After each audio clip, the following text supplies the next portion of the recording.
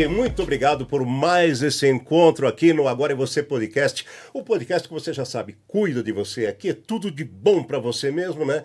E hoje nós vamos cuidar, do seu paladar, tá bom? Vamos cuidar do seu prazer de saborear vinhos deliciosos, porque o assunto hoje aqui é enologia. É isso daí. Mas antes, posso pedir uma gentileza? Me ajuda um pouquinho? Olha, aqui embaixo de mim, onde você está nos assistindo aí, tem o inscrever-se com fundo preto, com fundo escuro.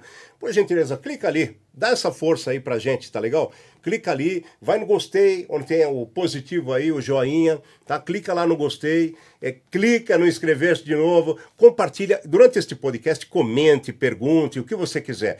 O que não houver tempo pra gente responder, nós vamos responder depois, nós vamos dar o endereço da internet do nosso convidado e você vai poder tirar as dúvidas até diretamente com ele, tá legal? Então, é isso daí. Compartilhe, faça o que você quiser para que o YouTube entenda que o conteúdo é importante, não só para você, mas com pessoas tão especiais como você, que elas possam receber também essa nossa apresentação de hoje, tá bom?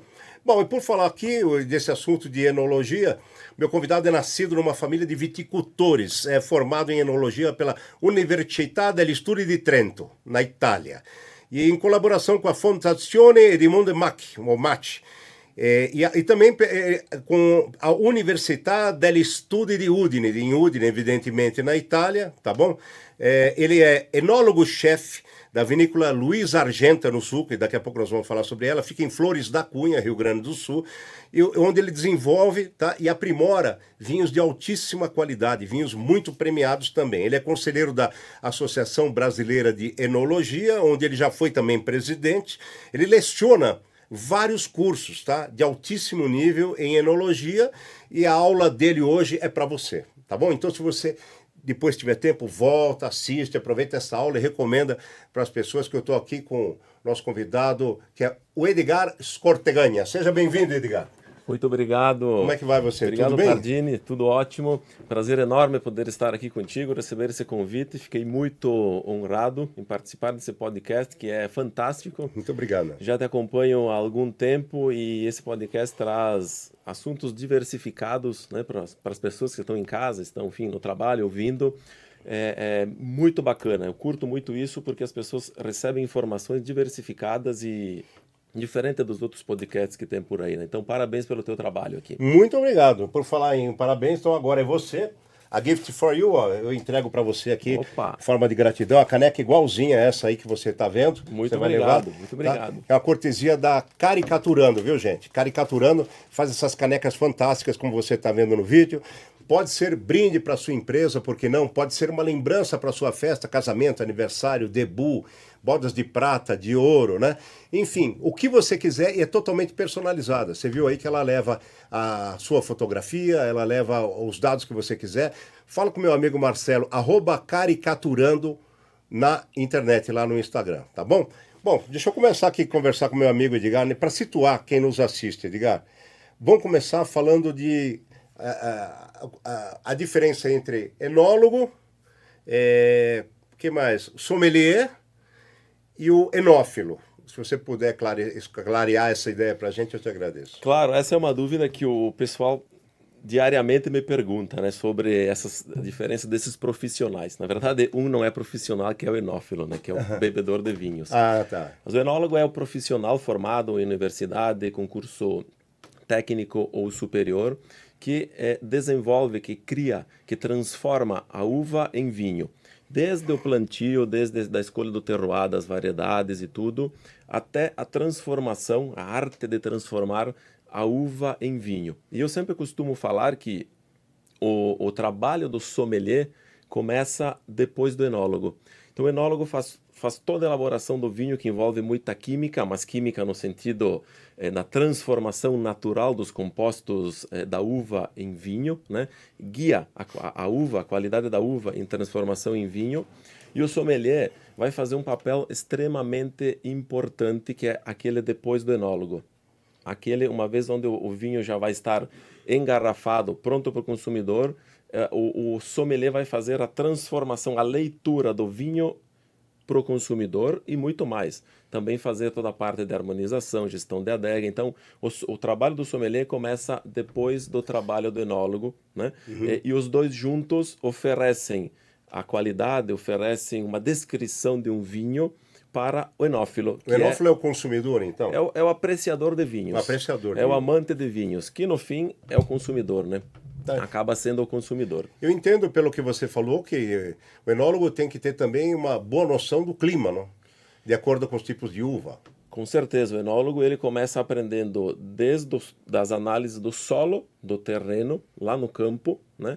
Depois, que envolve o clima, que envolve a variedade, a escolha da variedade que vai ser plantada, tudo isso vai compor uma determinada qualidade de uva, né? E que depois essa vai ser transformada em vinho. Então, o enólogo ele acompanha desde o vinhedo, da maturação da uva e todos os processos anteriores, e principalmente a transformação da uva espremida, transformá-la em vinho. Ou seja, quer dizer, além de uma pincelada de meteorologia, o enólogo também tem uma pincelada de agronomia, né?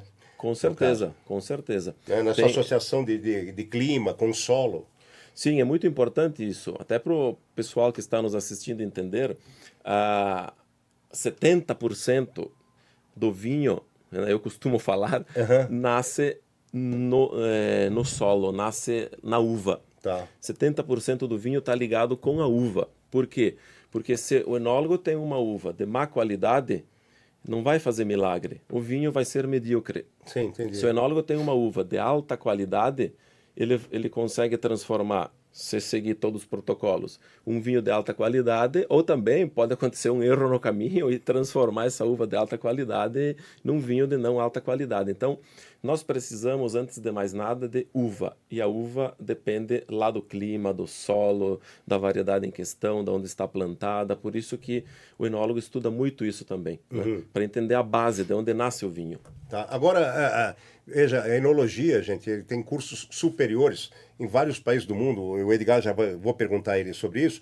E agregado a esse assunto, eu queria que você nos dissesse que, aliás, ele é formado em nível superior em enologia na Itália. Então, eu queria perguntar para você que outros países têm curso superior de enologia e por que você escolheu a Itália?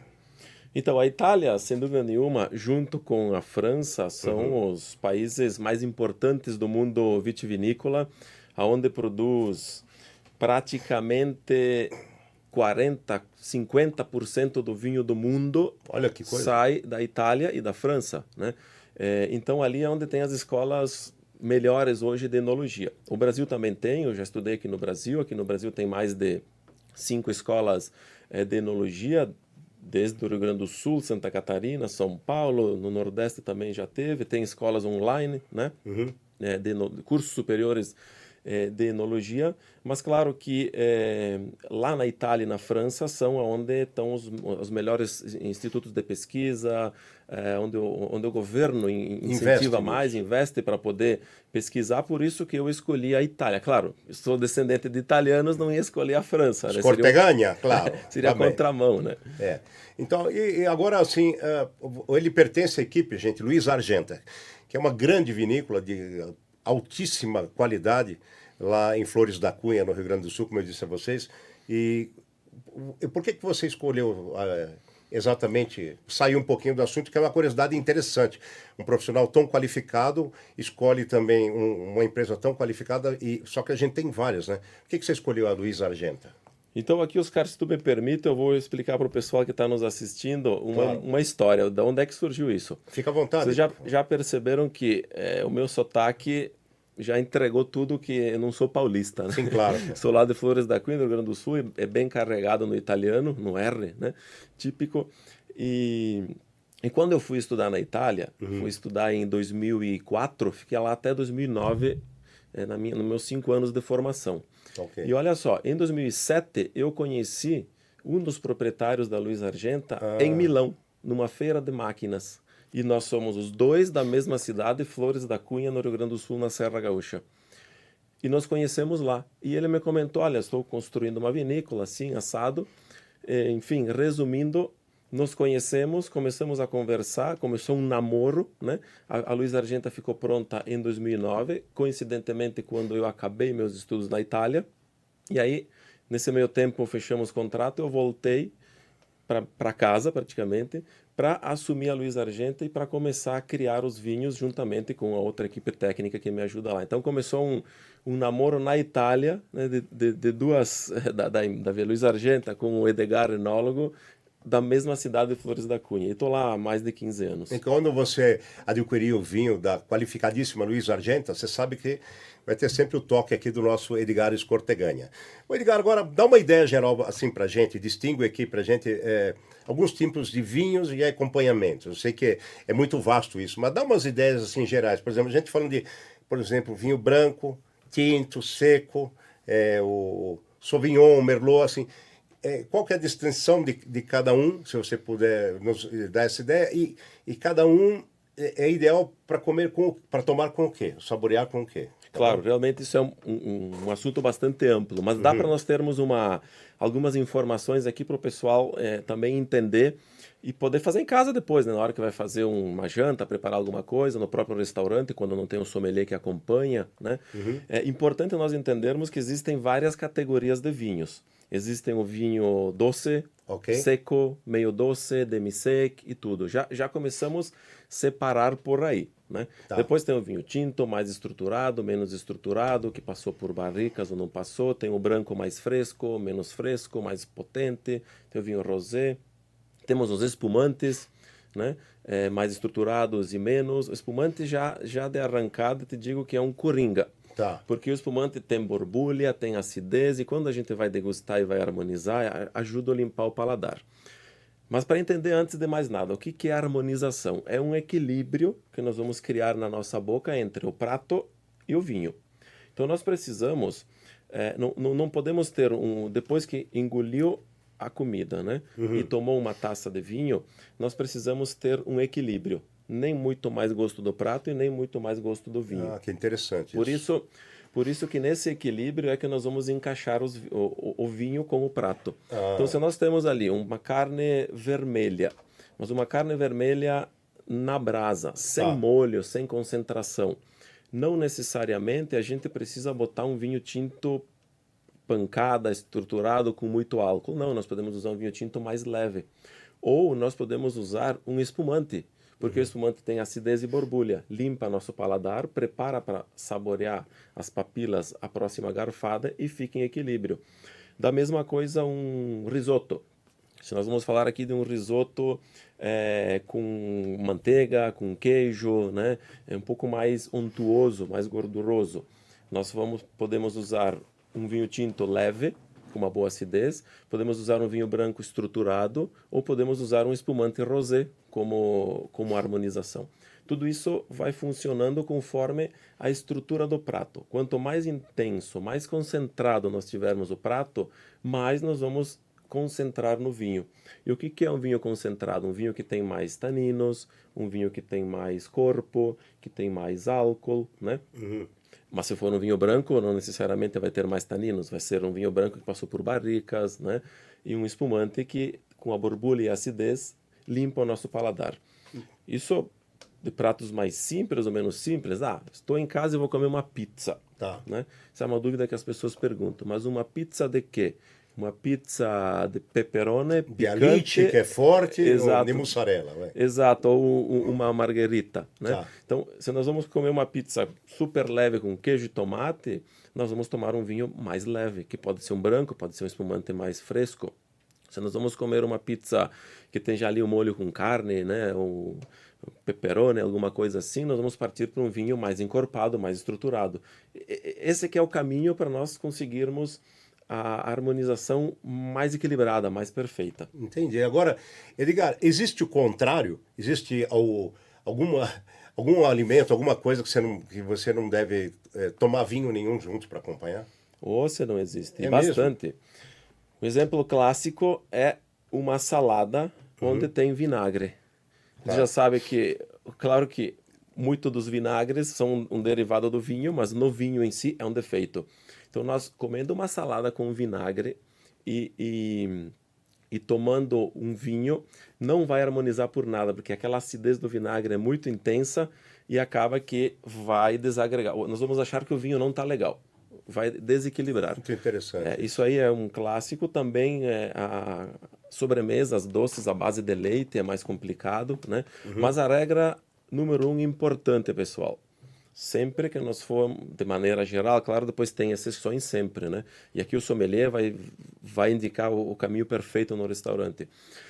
Sempre que nós degustarmos a sobremesa, um doce, muito importante é nós harmonizarmos com um vinho doce. Ah, que legal. Mais ou menos doce, depois isso aí a gente equilibra, mas tomar um vinho muito seco com uma sobremesa muito doce vai dar briga aí na boca. E com relação a peixe e frango, o que é o vinho ideal para acompanhar? Geralmente o pessoal, para peixe, costuma pedir o vinho branco, né? Sim.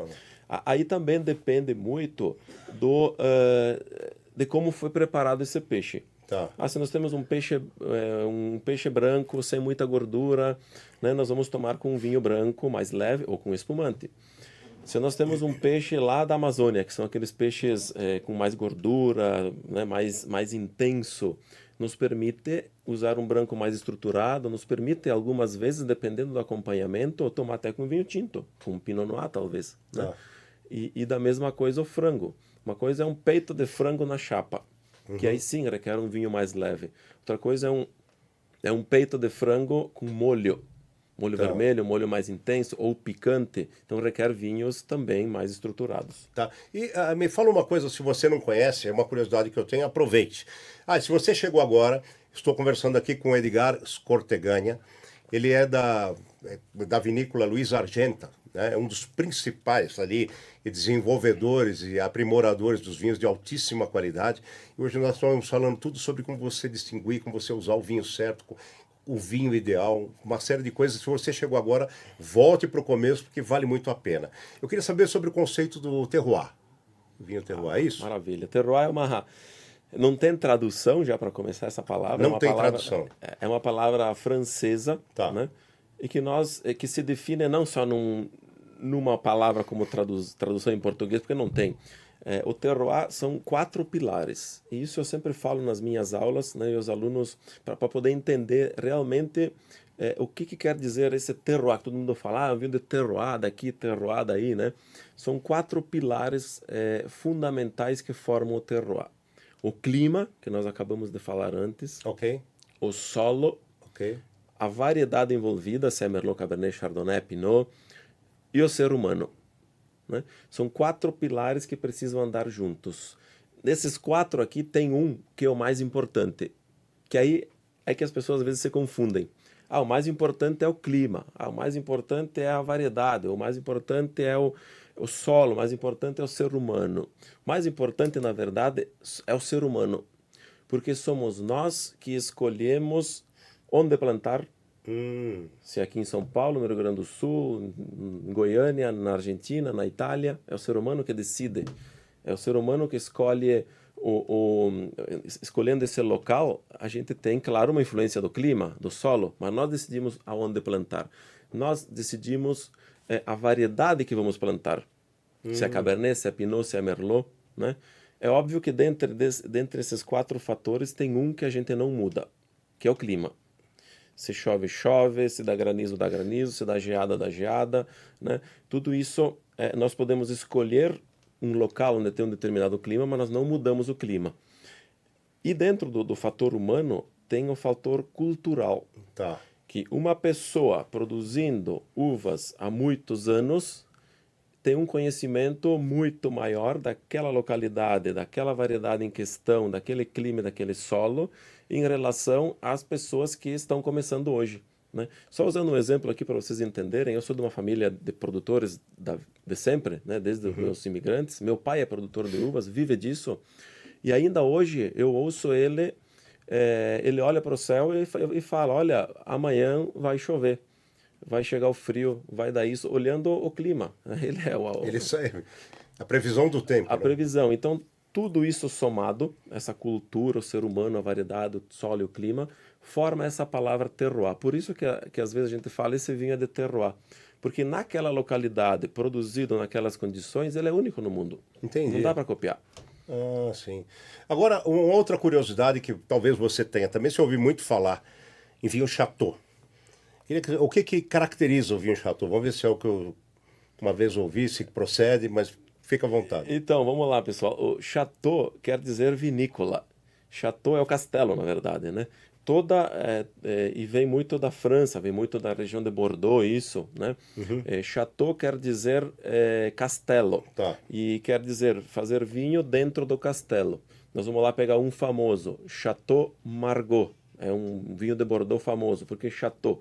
Porque tem o castelo onde se produz vinhos. Então, mas o chateau é sempre produzido em castelo? Não, Não, né? Se não, quando está escrito Chateau no rótulo, é porque foi produzido naquele castelo antigo, ou enfim, Sim. aos arredores do castelo, né? Na região, né? Na região. Aqui, para a pessoa que já é mais consumidor de vinho há bastante tempo, vai entender, tem um vinho na França muito famoso de Bordeaux que chama Petrus.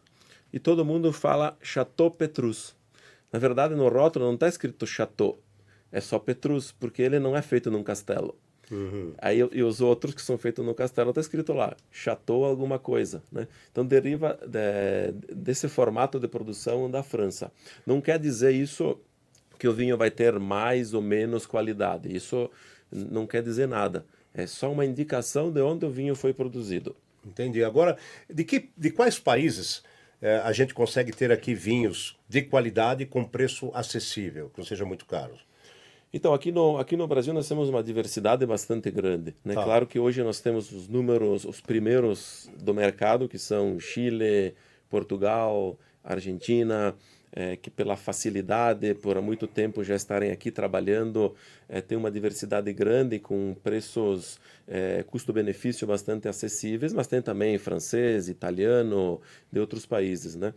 Sem dúvida nenhuma, hoje Portugal está entrando bastante forte, né? Está focando aqui no Brasil e melhorando muito a qualidade. Até poucos anos atrás, Portugal a gente conhecia por vinho do Porto, né? Sim. Hoje não, hoje a gente já conhece Portugal por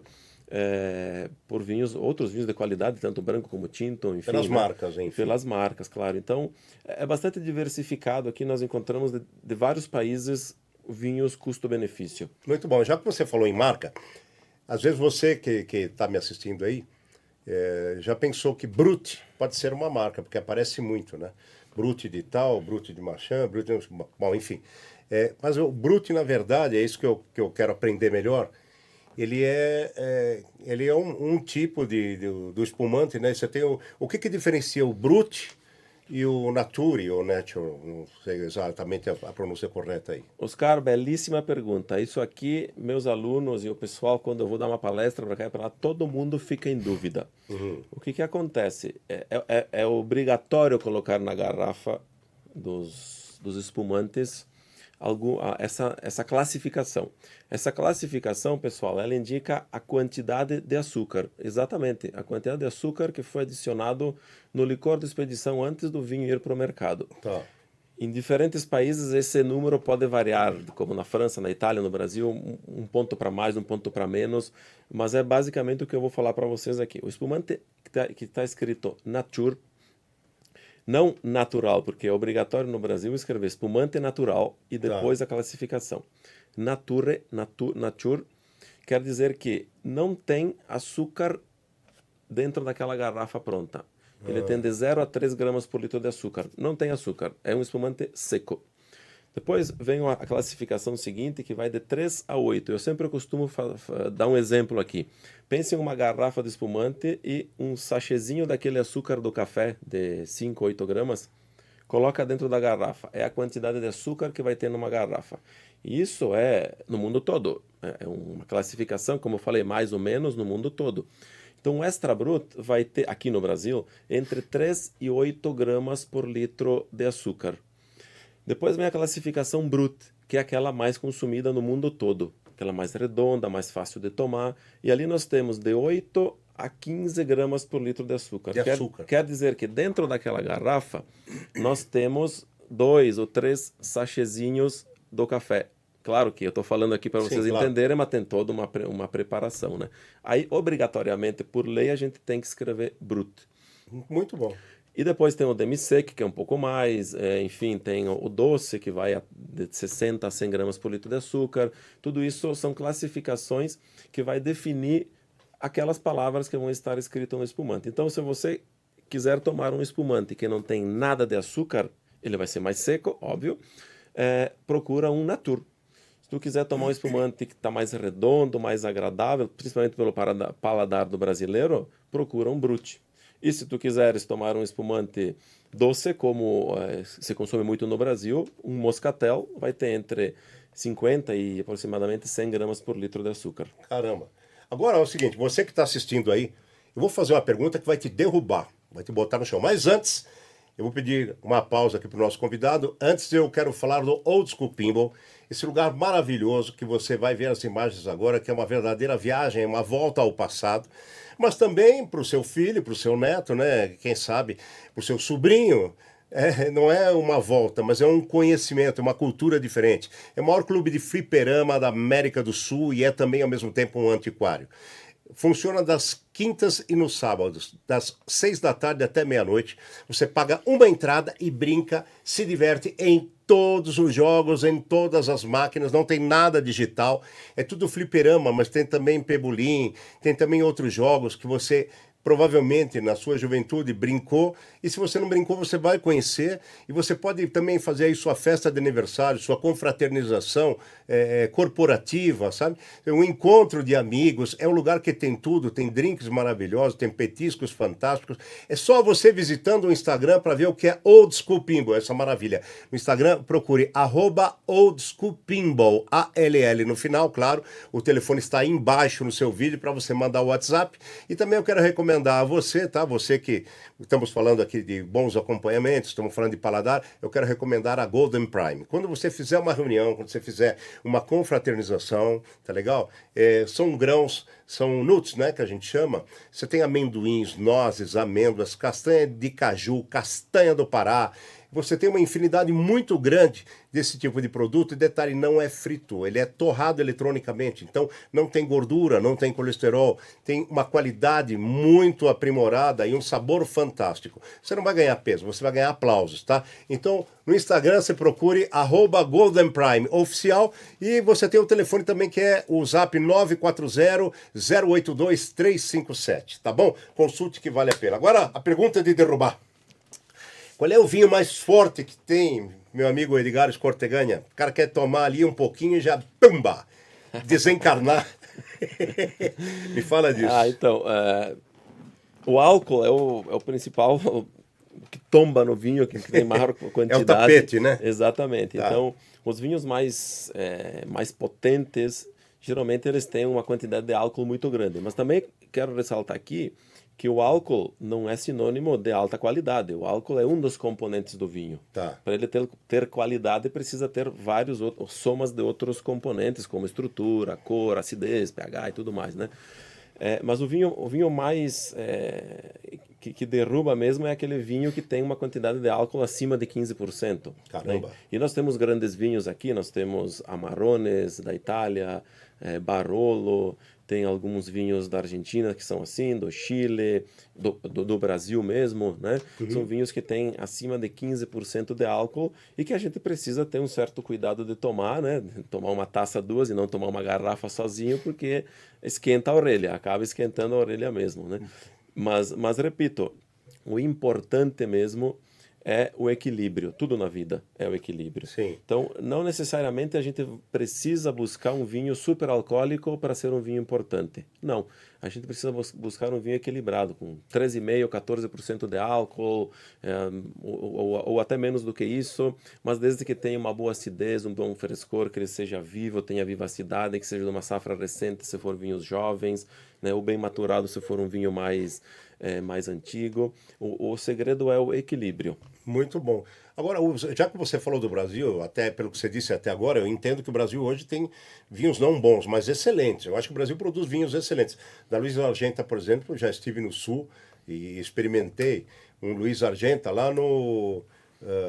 na verdade, experimentei o Luiz Argenta no Paraná, né? Ali no Santa Felicidade, que é aquele bairro onde tem vários lugares ali que você entra e tem a degustação de vinho com salame, com queijo. São vinhos excepcionais. Mas o Brasil produz à altura de competir com outros países, Edgar? Olha, Oscar, eu vou te dizer, eu participo de concursos internacionais como jurados, até tive agora recentemente na Espanha. E é muito bonito de ver porque as pessoas lá fora, às vezes, reconhecem mais a qualidade do vinho brasileiro do que nós aqui, né? Na premiação, na parte técnica, nos concursos. E nós aqui no Brasil hoje estamos produzindo vinhos de altíssima qualidade, pessoal. Estamos produzindo desde espumantes, tintos, brancos. Agora vem aparecendo algumas regiões que expressa mais uma característica, que expressa mais outra, mesmo dentro do Rio Grande do Sul, Santa Catarina, Paraná. Aqui na região sudeste, também grandíssimos vinhos. Nós temos vinhos que podem competir tranquilamente com o mundo todo, desde de preços mais baixos até preços mais altos, dependendo da concentração do vinho, de como ele foi elaborado, enfim, do estilo de vinhos. Hoje nós podemos falar de boca cheia, né? E podemos nos orgulhar do vinho brasileiro, porque nós podemos enfrentar qualquer país no mundo como qualidade. É claro que como quantidade nós somos ainda pequenos, então nós não somos tão expressivos como uma Itália que produz 5 bilhões de litros de vinho por ano. Nossa, e nós aqui 5 bilhões? 5 bilhões de litros de vinho. Rapaz, eu quase que falei um palavrão, porque eu ia falar puta que pariu, mas não falei. Mas eu tenho que falar, pô, 5 bilhões de litros. 5 bilhões de litros de vinho. Pensa que o mundo todo produz em torno de 25 a 27 bilhões de litros de vinho. 5 produz a Itália, quase 5 bilhões de litros produz a França. E nós aqui no Brasil temos uma realidade muito pequena. Porém, de quantidade, uma realidade pequena, mas de qualidade, olha, nós estamos muito, muito, muito bem, evoluindo a cada vez mais. E agora, pessoal, fiquem atentos porque começa a aparecer outras coisas dentro da qualidade. As regiões.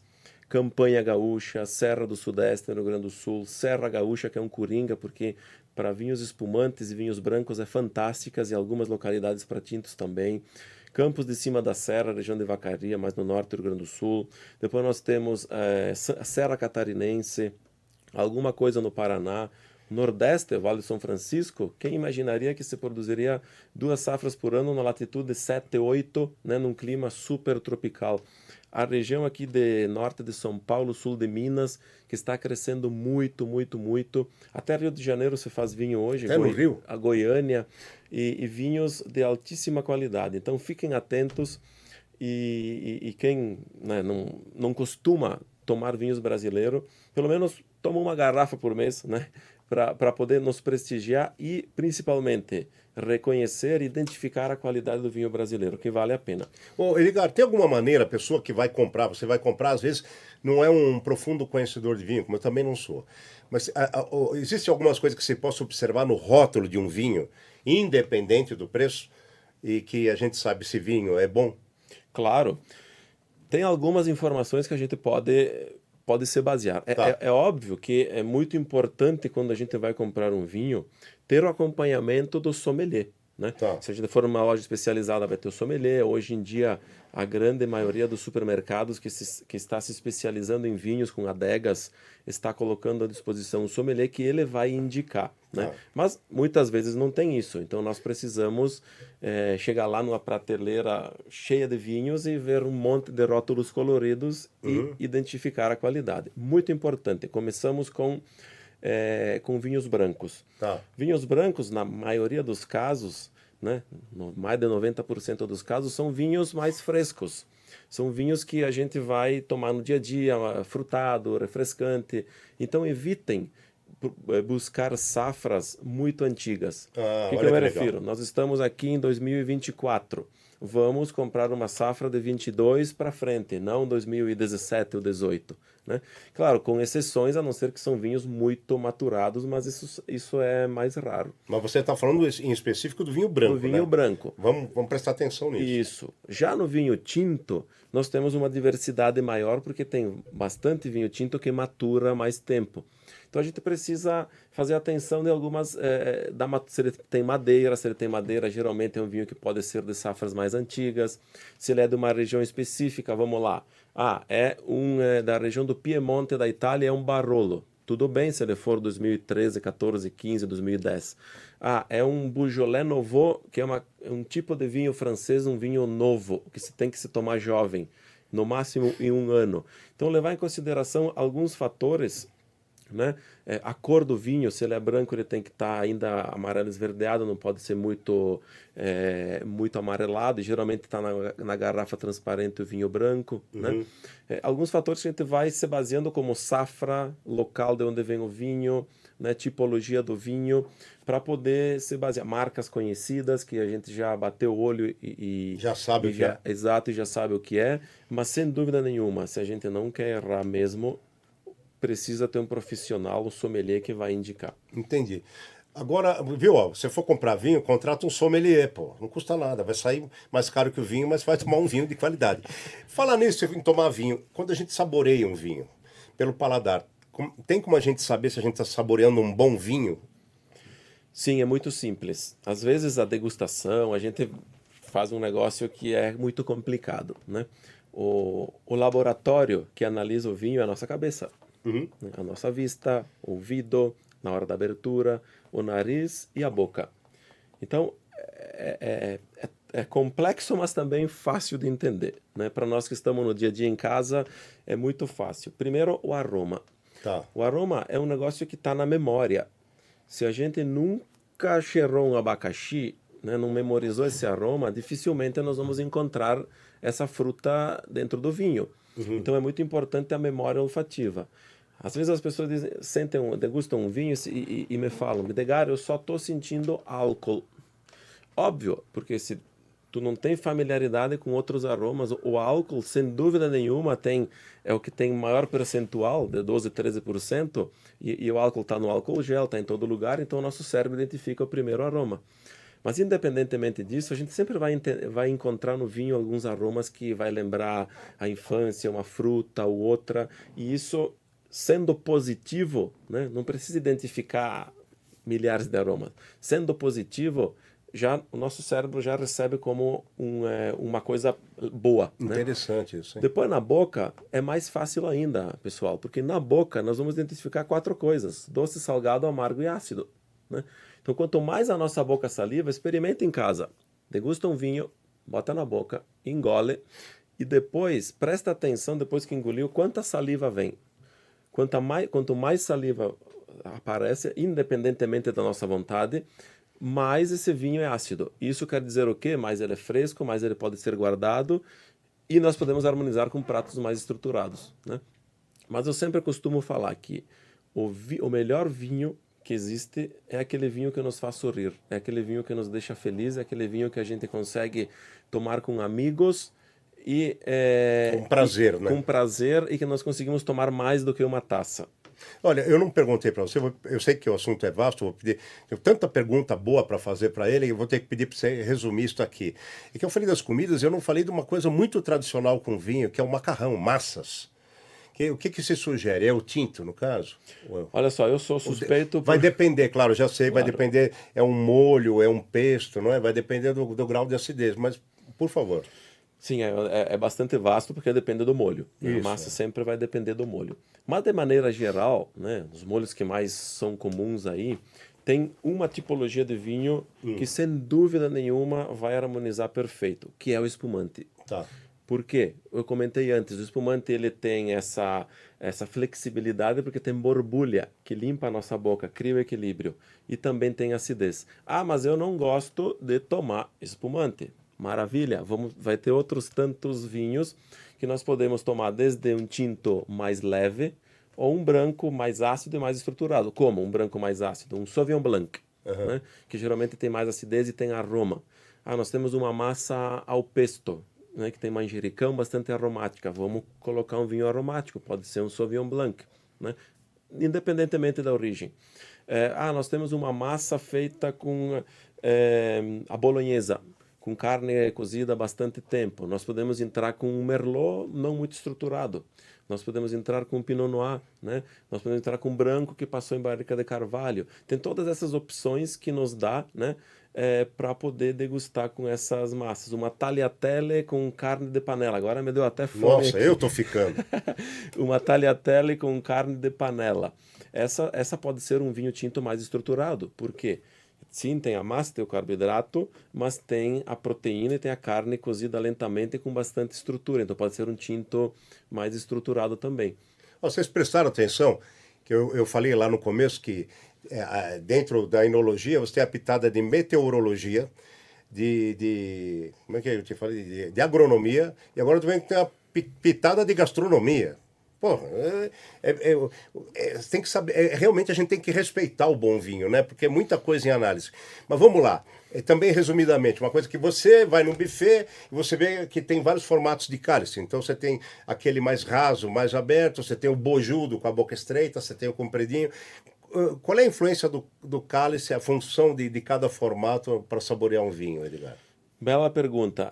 A taça, ela influencia muito na qualidade na qualidade do vinho não, porque o vinho ele já existe e está ali. Tá. Mas do transporte. A taça, na verdade, é o transporte da garrafa até o nosso corpo, né, para nós apreciar o vinho. Então, nessa taça, ela tem que ter algumas características para nós não criarmos um problema nisso. Primeiro, que vocês vão acompanhar e vão ver, já viram nos restaurantes, em todo lugar, até em casa, quando a gente compra uma taça, ela tem uma haste, tem um pé. Não é um copo, né? Sim. Por quê? Porque se nós pegarmos na mão como um copo, primeiro que a gente não consegue olhar a cor do vinho. Segundo, que vai ficar nossas impressões digitais aí. E terceiro, que se nós vamos dar uma agitadinha para fazer com que os aromas são voláteis saiam, né? A mecânica de pegar na haste e fazer assim, de pegar num copo e agitar assim, parece que nós estamos mexendo a polenta, né? Sim. Nós não vamos conseguir. Então, tudo isso influencia na parte de degustação. E mais, o ângulo da taça, né? Vocês já perceberam que a taça ela começa mais bujuda e afina? Geralmente, para vinhos brancos, ela está mais afinada, ela é menor. Porque os aromas do vinho branco são mais voláteis. Então, ele vai, agitou, concentra na ponta para nós colocar o nariz ali e perceber. Já num vinho tinto, principalmente vinhos tintos mais maduros, a taça, os aromas são mais pesados e ficam mais no fundo. Então a taça é mais aberta para a gente agitar, colocar o nariz ali e tentar absorver esses aromas. E outra coisa, pessoal, que parece mentira, mas tem uma influência muito grande. Inclusive tem até aqui no Brasil uma marca de taças que faz essa degustação no mesmo vinho em diferentes taças. Olha que legal isso. É uma marca de fora. Me fala onde é que eu vou agora. Depois do podcast eu estou indo. E essa mostra o ângulo, olha que interessante, o ângulo da taça, de quando a gente vai colocar na boca, pode estar mais aberto ou mais fechado. Então o vinho entra no meio da língua e se espalha nas papilas inferiores. E da maneira como ele entra na língua e espalha, nós vamos ter uma análise mais ou menos positiva. Isso é bastante importante, claro, quando a gente vai fazer uma análise lá específica. Não vamos nós aqui no restaurante e vamos achar que a gente é louco fazendo 1000 análises, né? Mas tudo isso tem uma influência, por isso que nós encontramos diferentes taças no mercado e para diferentes vinhos, né? Para apreciar o máximo no detalhe. Tá bom, e esse aroma é o que se chama de buquê, ou não? O buquê é um conjunto. O buquê é um conjunto. O buquê é um conjunto. O aroma é cada singular molécula. Tá. Né? O buquê é um conjunto que nós sentimos na boca, no retroolfato, no olfato, né?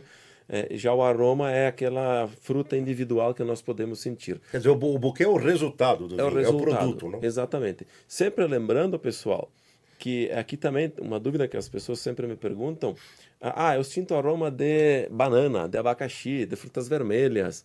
Isso não é colocado dentro do vinho. São aromas que, durante a fermentação, a evolução, a maturação do vinho, da própria variedade, aparecem naturalmente, da genética da variedade ou da fermentação. Então, esses aromas, quando a gente identifica, não é que foi colocado um abacaxi dentro do vinho, são naturais e lembra aquelas frutas. Muito bom. Agora, resume pra gente, que eu sei que tudo que eu estou te perguntando é muito vasto e é uma pena, mas também está uma delícia. A posição ideal para a gente guardar garrafas de vinho e condições de luz e calor, isso é muito importante. Com certeza, e nós vivemos em um continente, não num país, né? Do Rio Grande do Sul até o Nordeste são mais de 5.000 quilômetros, e partimos do Rio Grande do Sul frio até o Nordeste calor. Nós temos uma diversidade muito grande no Brasil, uma amplitude térmica, temperaturas. Então isso é o fator número 1. Nós precisamos cuidar muito bem do vinho, desde quando ele chega na loja do distribuidor, mas principalmente nós em casa, pessoal. E é muito simples. Se nós temos uma adega em casa, vamos evitar né, de colocar aquele vinho que a gente compra numa prateleira dentro da cozinha, no lugar mais quente. Ah, eu não tenho condições de comprar uma adega, não tenho condições de construir uma adega.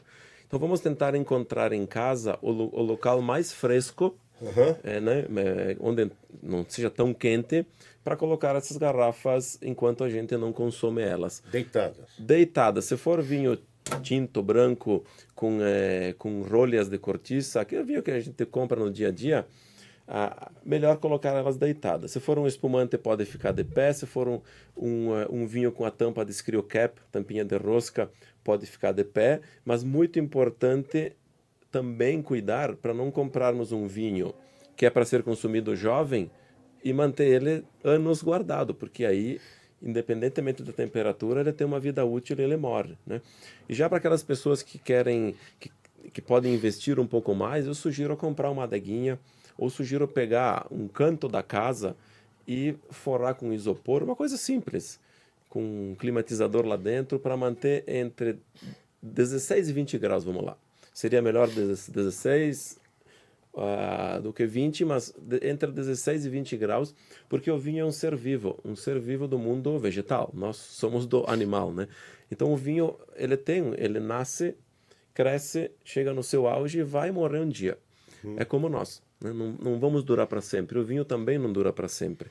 Quanto mais nós cuidarmos das condições onde ele está armazenado, mais tempo ele vai durar. E outra, mais a gente vai apreciar ele, mais nós vamos conseguir tomar ele com a sua melhor performance. Tá bom, vou fazer mais uma pequena pausa aqui para sugerir a você que está aí, você que tem carro, você que tem moto, tem que conhecer a Skynet Rastreadores. Skynet Rastreadores tem mais de 95% de assertividade na localização, especialmente de motos. É um sistema de segurança que você instala ali, de rastreamento, com um dispositivo que somente a Skynet desenvolveu, tá? É diferente de todos os demais rastreadores e tem um aplicativo no celular. Em tempo real, se o cara mexer na sua moto, ele pode fazer ligação direta, colocar nas costas, enterrar, fazer o que quiser, porque mexeu a moto, você vai ser notificado no teu celular. Tá? E a partir daí você tem que seguir as instruções que a Skynet Rastreadores e só ela pode te passar. Você tem que fazer a tua parte. Se você fizer direitinho, você consegue verificar até o deslocamento do seu veículo em tempo real, para onde ele está indo. E ao mesmo tempo que você vai informar a Skynet Rastreadores, ela vai ativar a equipe de segurança, que em pouco tempo vai localizar, mesmo que a sua moto ou veículo estiver no terceiro subsolo de um prédio. Então vale muito conhecer, às vezes sai mais barato que um seguro de carro. No Instagram, procure @Skynet Rastreadores, tá legal? Você pode também trocar um WhatsApp no 11 947 794 474. E para comemorar aqui, nós estamos falando de bebidas, estamos falando de vinho, para comemorar qualquer ocasião, para comemorar a sua confraternização da empresa, um encontro de amigos, um aniversário, uma reunião, enfim, eu quero recomendar para você o pessoal da Vacari Eventos, tá? Olha, eles fazem tudo com muito amor, com uma higiene de altíssima exigência, tá legal? Tudo com muita entrega, com muito carinho, com muita qualidade. E detalhe, eles têm uma relação custo-benefício muito boa, apesar de ter uma qualidade muito elevada. Eles têm massas, sopas, carnes, risotos, sobremesas, tem tudo que você pode precisar para o seu encontro, vale a pena conhecer. No Instagram procure @Vacari, com 2 Cs, vacari.vc. Ou você pode trocar um WhatsApp lá com meu amigo Sérgio Vacari, chefe internacional, 11 999 994 211. Voltando aqui com o nosso amigo agora aqui, quando a gente toma um vinho, especialmente o tinto, quem gosta realmente de apreciar vinho, você que está assistindo, já viu uns recipientes de vinho que parece mais um vaso, né? Tem aquele biquinho de vidro, ele é transparente, ele é pescoço fino e fica largado, parece uma avestruz pondo ovo no chão. Chama-se decanter. E o decanter, ele é aconselhável para quem quer apreciar um vinho com qualidade em casa? Então, Oscar, eu particularmente não uso decanter, Tá. porque posso criar uma polêmica, né? Porque o sommelier vai usar o decanter em determinados vinhos. Mas vocês que estão em casa e querem degustar um vinho, eu particularmente não indico o decanter, por um simples motivo. Porque quando nós estamos em casa tomando um vinho sozinho, espero que não, mas acompanhado, nós vamos curtir esse vinho aos poucos. Então, antes de abrir a garrafa, eu não sei lá dentro exatamente como está aquele vinho, se ele precisa decantar ou não. Um vinho que precisa decantar é um vinho que está um pouco reduzido, que precisa pegar mais ar. E de qualquer forma, se nós abrirmos em casa uma garrafa, colocarmos na taça, Tá. e aos poucos a gente vai tomando, curtindo esse vinho, ele vai aerando lentamente e nós vamos curtindo todas as etapas da evolução desse vinho, né? É claro que agora a gente está num restaurante ou até em casa, vamos receber um grupo de 8 pessoas, 8 ou 10 pessoas, e nós vamos servir esse vinho. Uma garrafa vai dar um pouco para cada um na taça e não vai dar tempo para ficar esperando esse vinho abrir e curtir esse vinho. Aí sim eu indico o decanter. Mas para quais vinhos a gente indica o decanter? Para vinhos que são mais estruturados, vinhos que têm ali entre 5 e 10 anos, mais velhos do que isso precisa ter. Mas geralmente tintos ou não? Geralmente tintos, Tá. sim, tintos. Para outros vinhos, não. Tá. Brancos, não. E espumantes, menos ainda, senão vai perder o gás, né? Geralmente tintos entre 5 e 10 anos, aproximadamente, porque mais velhos do que isso, às vezes, merece o decanter, sim, mas nós não sabemos, porque ele já pode estar evoluído demais. E aerar demais pode oxidar o vinho, pode matar ele antes da gente tomar. Então, tem que ter muito cuidado. Mas a dica que eu dou é, se nós vamos tomar o vinho em casa, usa uma taça ampla e não decanta. Vai curtindo ele aos poucos que ele vai aerando, vai respirando. Muito bom. Ó, o decanter, para você entender um pouquinho melhor, a tradução é decantador. Então, o que é? Você põe o vinho tinto ali, deixa ele parado um tempo, e as partículas do vinho, elas vão pousar no fundo. Então, quando você pega o vinho, você vai pegar o vinho mais leve, né? Mais suave, mais aerado, e é como ele falou, né? Tem gente que acha que isso faz uma diferença no sabor, na arte de apreciar, mas é de cada um. Mas agora, fala uma coisa assim, uma curiosidade. Em se tratando de espumantes, o método Charmat e o Champenoise, qual que é a diferença assim, desse tratamento? Sim, é uma diferença bastante grande na elaboração, né? O Charmat é o senhor Charmat, é uma pessoa falecida, é lá da França, que identificou esse método, que depois os italianos dizem que foram eles que inventaram, que foi o Martinotti que inventou, né? Mas enfim. E o Champenois, que é quem inventou esse método tradicional de fermentação em garrafa. É bem simples de identificar. O método Charmat é aquele método onde o espumante é fermentado num tanque de pressão e todo ele engarrafado. Então aqui rende espumantes mais leves, mais frescos, como é o super conhecido um Prosecco, né, italiano, ou outros tantos feitos no Brasil, né? E o método clássico tradicional, ou champenois, que quer dizer tudo a mesma coisa, é aquele espumante tipo champanhe, aquele espumante que fermenta na garrafa e fica um tempo maturando, 1 ano, 2, 3, 4, 10 anos maturando. E vai estar escrito lá na garrafa o tipo do método. Esse espumante, geralmente, ele custa um pouco mais do que o Charmat, né, naturalmente, porque fica muito tempo maturando, mas as características são diferentes. Vai ter mais estrutura, vai ter mais cremosidade, vai ser mais intenso. Isso não quer dizer que um é melhor do que o outro. Porque se nós vamos querer tomar um espumante de happy hour mais fresco, mais leve, menos alcoólico, nós vamos tomar um Charmat. Se nós vamos tomar um espumante mais estruturado, mais evoluído, melhor tomar um método clássico, né? Tá bom. Claro que tudo isso vai constar lá na garrafa na hora de comprar o espumante. Muito bom. Voltando um pouquinho só e rapidamente, quando a gente falou eu devia ter te perguntado, esqueci, mas eu acho que é um dado importante. Quando você falou das diferenças de vedação de vinho, então você falou tem a rolha de borracha, alguns que é pouco, mas tem a tampa de rosca, a rolha de cortiça, e você particularizou de deitar com rolha de cortiça. Isso é para hidratar a rolha especificamente, não tem a ver com a preservação do vinho? O fato de você deitar um tinto, por exemplo? Sim, o que acontece? A rolha de cortiça natural, como já diz o nome, é lá do sobreiro, é a casca do sobreiro, que ela é dessa largura, 8, 10 centímetros, e é extraído como fazer moeda, sabe? Extrai a rolha diretamente de lá. É um produto orgânico que respira, que está evoluindo no tempo. Então essa rolha vai passar oxigênio. Nós precisamos garantir que esse oxigênio, se a rolha for de qualidade, entra lentamente e precisa manter ela úmida. tem um monte de estudos em andamento para identificar se realmente faz sentido ou não faz, mas hoje é o que nós temos de concreto, né? E depois tem os outros fechamentos, que é a sintética, a silicone, né, screw cap. As de silicone sintéticas são rolhas que no mercado a gente já identificou com estudos que, mesmo sendo de plástico, passa muito oxigênio e não é legal para o vinho. Hoje, sem dúvida nenhuma, o melhor fechamento, por mais que nós temos preconceito como consumidor, é a screw cap, a tampinha de rosca, porque ela veda 100%. Então, para vinhos mais jovens, mais frescos, mais leves, né, que não precisa maturar muito tempo, é sem dúvida nenhuma o melhor fechamento. Tem estudos lá em Portugal que estão sendo feitos para ver até quanto com essa screw cap a gente pode deixar esse vinho maturar. Isso deverá sair em alguns anos.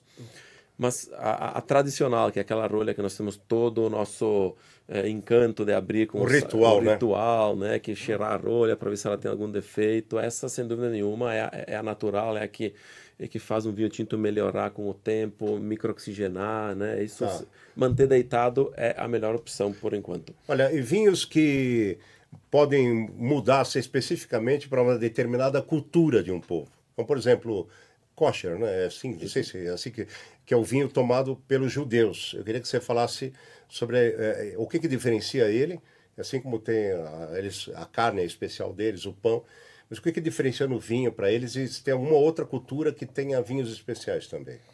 Então, do kosher tem uma série de restrições que precisa seguir na elaboração do vinho. Né?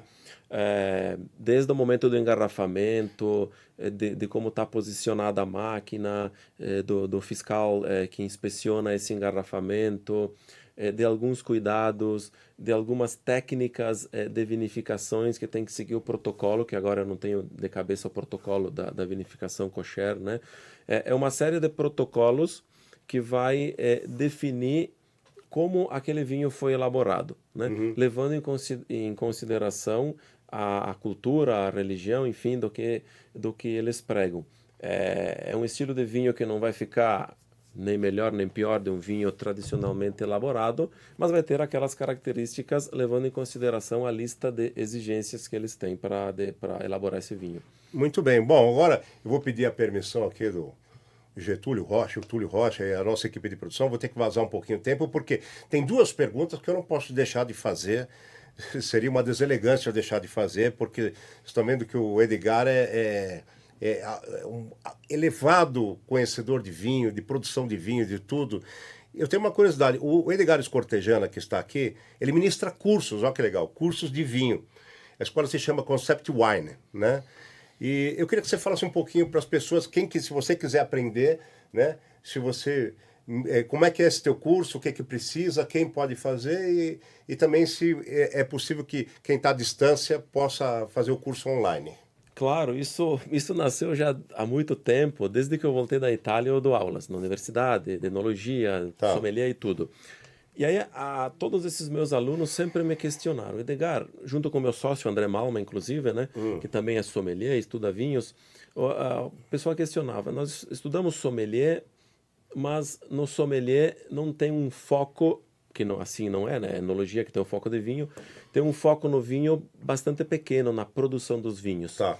Então nós desenvolvemos um curso que vai no intermediário entre sommelier e enólogo. Então todos aqueles profissionais que querem entender mais de produção do vinho, e nós costumamos falar o vinho antes da garrafa, né? Que querem entender mais a produção de vinho, nós temos vários cursos, elaboração de tinto, de branco, de rosé, um curso que assim que o pessoal gosta muito, defeitos dos vinhos, identificar os defeitos, porque a parte boa o nosso cérebro reconhece, mas os defeitos, qual é o problema do vinho?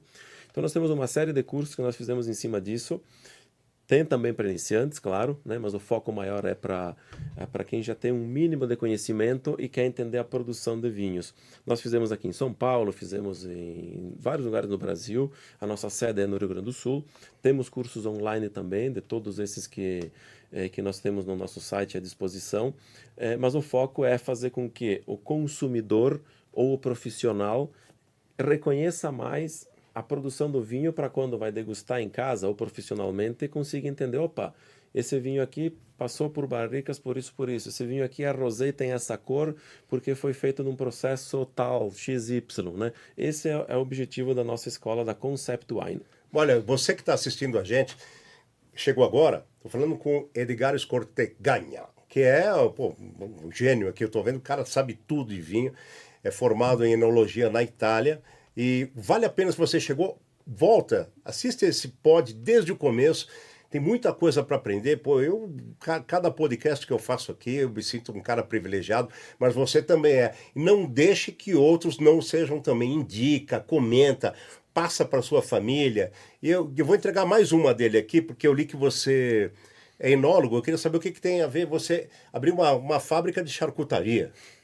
O cara, você vê que isso qualifica ele ainda mais, porque ele aprecia coisas que estão em torno do vinho. Então, assim, coisas que orbitam em torno do prazer de saborear um vinho.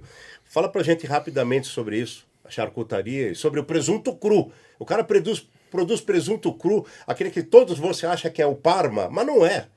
Bom, manda bala aí. Então, essa história também, Oscar, e pessoal que está nos assistindo, é bastante longa. Quando eu boto uma coisa na cabeça, eu vou procurar e fico anos atrás disso, né? Primeira vez que eu fui para a Itália foi 2002, fazer um estágio de enologia depois que eu me formei em Bento Gonçalves na minha primeira formação de enologia, muito antes de estudar na Itália.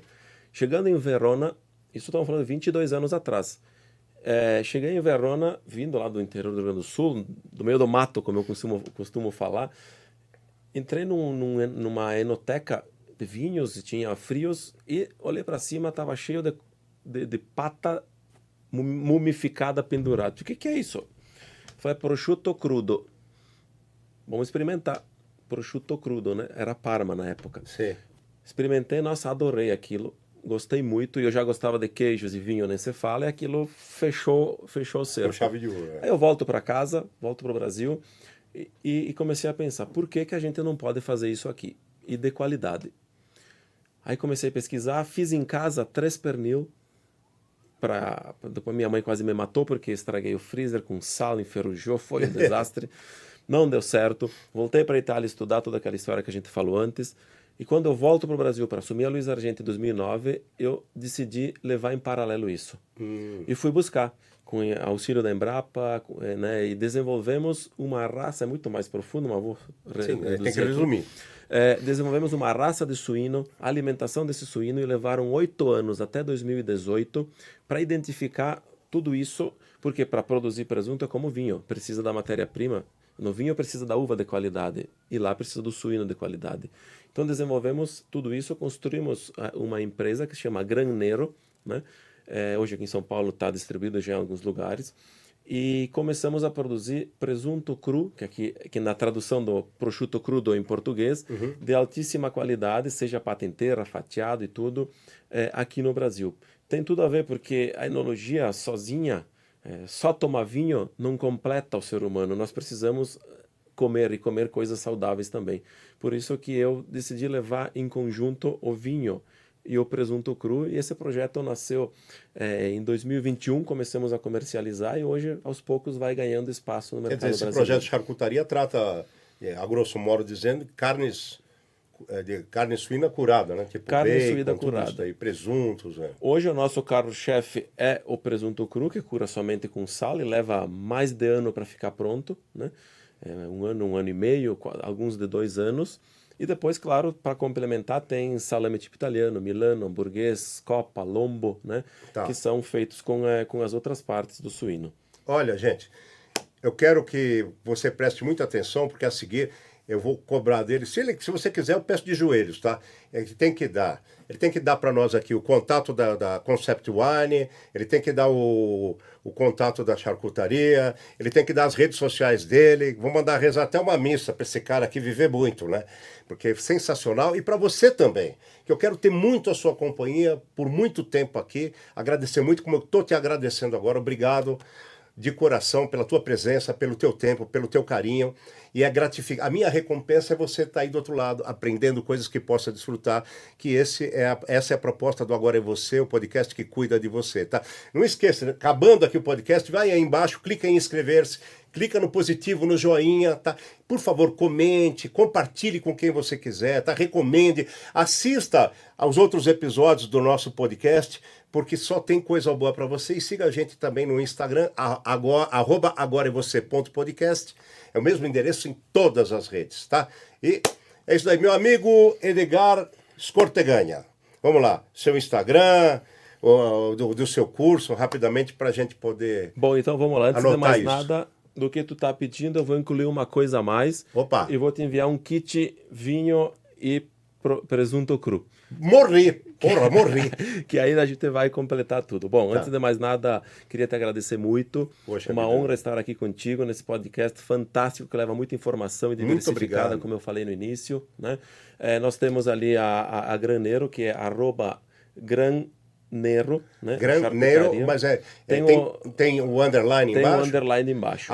@Gran_Nero, ok? Nero. Depois tem a escola de vinhos que se chama @ConceptWineBR, tudo junto. @concept, de conceito, @ConceptWineBR, sem ponto, sem nada. Sem ponto, sem nada. Aí vocês vão ver um pouco do mundo da charcutaria e da enologia também. Bom, e se quiserem me seguir também é @EdgarScorteganha. É um pouco mais complicado por causa do Scortegagna, né? É Edgar underline, né? Underline. @Edgar, não tem D mudo no final, é Edgar. Scorteganha é italiano. Então, no lugar do NHA, você tem GNA, né? Exato. Scortegagna seria, tá? Perfeito. E você tem canal de YouTube, não?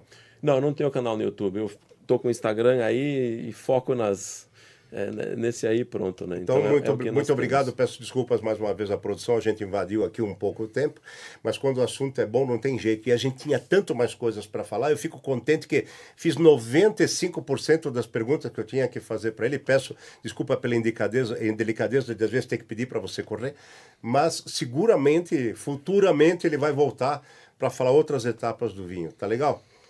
Obrigado, até o próximo podcast, beijo no coração. E você, companheiro, obrigado. Muito obrigado. Parabéns pelo seu trabalho. Eu que agradeço, uma honra poder estar aqui contigo, trocando uma ideia também com o pessoal, passando informação. Muito obrigado e nos vemos proximamente.